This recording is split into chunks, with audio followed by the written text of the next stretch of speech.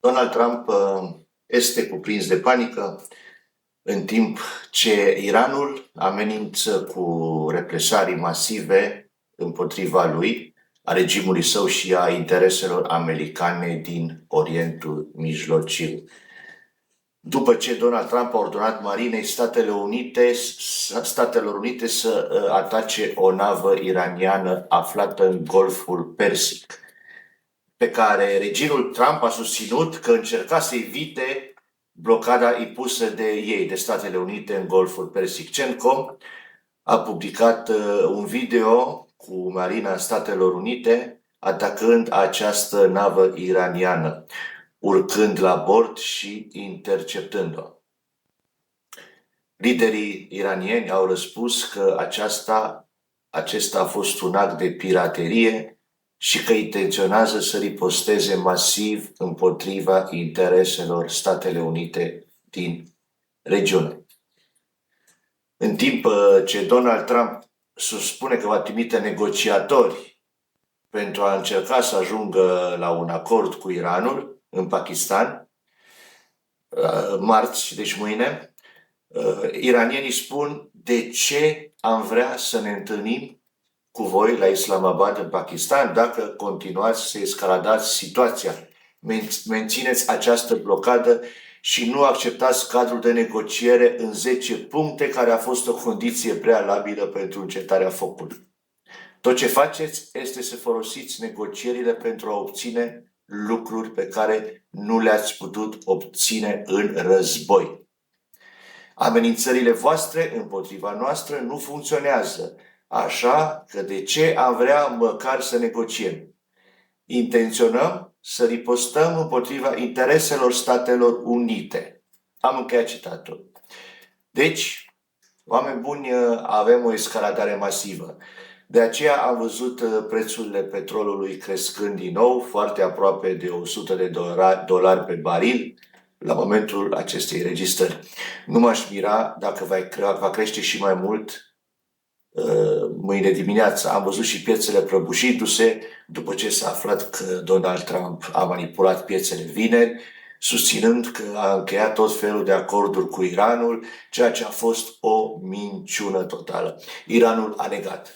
Donald Trump a escaladat lucrurile în acest weekend, iar Iranul a spus: bine, atunci negocierile sunt anulate. Cred că nu ne vom mai întâlni cu voi la Islamabad dacă așa vă comportați. Am încheiat citatul. Vă voi arăta postarea lui Donald Trump, vă voi arăta și răspunsul Iranului. Suntem aici, trebuie să înțelegem obiectivele și faptele, nu ce spun unii și alții, mai ales mass media, care răspundeți propaganda lui Trump și a NATO în general. Astfel, Donald Trump a făcut dimineața această postare, el scrie, citez: Iranul a decis să tragă cu gloanțe ieri în strâmtoarea Ormuz, o încălcare totală a acordului de încetare a focului. Am încheiat citatul. Apoi Trump spune, citez: gata cu domnul simpatic. Am încheiat citatul. Și tot apoi el spune că oferim Iranului un acord corect și rezonabil. Sper să-l accepte. Dacă nu, Statele Unite vor distruge fiecare centrală electrică, fiecare pod din Iran, dacă nu acceptă acordul. Voilà. Apropo, contul de social media ale Iranului au răspuns. În timp ce Donald Trump zice gata cu domnul simpatic, Iranul a răspuns: îl numesc cu multe porecle, idiot, nebun, psihopat, dar nu un tip simpatic. Apoi Donald Trump a postat pe rețelele sociale despre interceptarea acestei nave iraniene. Iată ce a postat Donald Trump. Astăzi, citez: astăzi o navă sub pavilion iranian numită Tuska, lungă de aproape 900 de picioare, îmi vine estimativ 300 de metri, și cântărit de aproape cât un portavion, a încercat să treacă de blocada noastră navală și nu i-a mers bine. Distrugătorul ghidat de rachete al marinei SUA USS Spruance a interceptat Tuska în Golful Oman și a dat un avertisment corect să se oprească. Echipajul iranian a refuzat să asculte, așa că nava noastră a oprit-o pe loc, făcând o gaură în sala mașinilor. În acest moment, pușcașii marini americani au custodia navei. Tusca se află sub sancțiuni ale trezoreriei din cauza istoricului său anterior de activități ilegale. Da, comerțul se numește activitate ilegală. Avem custodia completă a navei și verificăm ce se află la bord, zice Donnie. Donnie J. Trump și CENTCOM au publicat un video. În fine, propagandă. Ca răspuns, Iranul a replicat. Ambasadorul Iranului în Pakistan a scris: nu puteți continua să încălcați dreptul internațional, să dublați blocada, să amenințați Iranul cu noi crime de război, să insistați pe cereri nerezonabile, să folosiți retorica și să vă prefaceți că urmăriți diplomația. Atâta timp cât blocada navală rămâne în vigoare, liniile default rămân. Șeful forțelor aerospațiale ale Corpului Gardienilor Revoluției Islamice scrie: platformele de lansare a rachetelor și dronelor ale Iranului se reumplu mai rapid decât înainte de război. Președintele Iranului, Pezeshkian, spune că Trump nu are nicio justificare să priveze Iranul de drepturile sale nucleare. Iar parlamentarii de top iranieni afirmă, citez: Iranul rămâne ferm pe precondițiile sale pentru discuții cu Statele Unite, încetarea focului în Liban, eliberarea activelor înghețate, controlul strâmtorii Ormuz și, dacă acestea nu sunt acceptate și nu se oferă garanții de securitate pe termen lung, nu are niciun rost să se poarte negocierea. Am încheiat citatul. Iranul a confirmat într-adevăr interceptarea navei lor Tusca și a declarat că va riposta în curând și că riposta va fi serioasă. Agenția de presă de stat iraniană Tasnim scrie: atacul asupra unei nave container iraniene de către teroriștii americani a fost confirmat. Cea mai mare forță militară autoproclamată din lume a devenit acum liderul piraților. Forțele militare teroriste americane au atacat o navă container iraniană numită Tusca, care se deplasa din China spre Iran în Golful Oman acum câteva ore. După atacul american asupra navei, forțele iraniene au atacat și ele câteva nave militare americane cu drone. Trump a susținut acum câteva ore că teroriștii americani au capturat nava. Am încheiat citatul agenției de presă iraniene. Iranul anunțase anterior că va riposta împotriva acțiunilor americane. El lansează acum și videoclipuri prin care par să ia în derâdere Statele Unite. Au un video cu un bebeluș care reprezintă pe Donald Trump în strâmtoarea Ormuz, plângând și strigând no.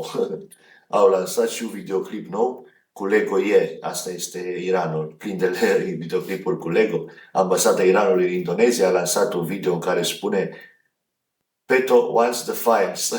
Ambasada Iranului din Africa de Sud a postat o fotografie cu Donald Trump ca și Albert Einstein cu textul bloc plus bloc equals unblock. Găsește greșelile. Contul de social media al Iranului din Ghana a scris că singura crimă a lui Tusca a fost că a fost a 8-a navă. Până la a 9-a, chiar și Fox ar fi început să pună întrebări lui Trump. Blocada are o scurgere, 7 din 8 tehnic, așa că Trump a trimis USS Proas, cea mai supracalificată navă care plutește. Tusca este acum cea mai scumpă marfă pe care Pentagonul a atins-o vreodată. Încă nu știu prețul, dar îl vor afla. Comandantul aerospațial iranian Mossavi scrie în timpul pauzei ostilităților: viteza noastră de modernizare și reumplere a platformelor de lansare a rachetelor și dronelor este chiar mai mare decât înainte de război. Avem informații că inamicul nu este capabil să creeze astfel de condiții pentru sine și este forțat să aducă muniție picătură cu picătură din cealaltă parte al lumii. Liderul Parlamentului iranian Galabaf a făcut o postare referitoare la manipularea pieței de către regimul Trump, incluzând și coduri din terminalul Bloomberg pentru Brent. Agenția de presă iraniană a declarat, citez, Iranul este pregătit pentru posibilitatea reluării războiului. Bab el-Mandab, Aramco, Yanbu și Fujairah intră în zona de conflict. Cu alte cuvinte, amenință să blocheze și strâmtoarea Bab el-Mandab din Marea Roșie. Aceștia sunt Houthi ceea ce ar putea duce prețul petrolului la $200 pe baril. Iranul monitorizează mișcările americane și ia în calcul două scenarii simultan. Unul de presiune psihologică pentru a obține concesii la negocieri și al doilea, o posibilă surpriză militară americană. Iranul consideră scenariul războiului mai probabil și este complet pregătit să răspundă cu o ripostă devastatoare de la început.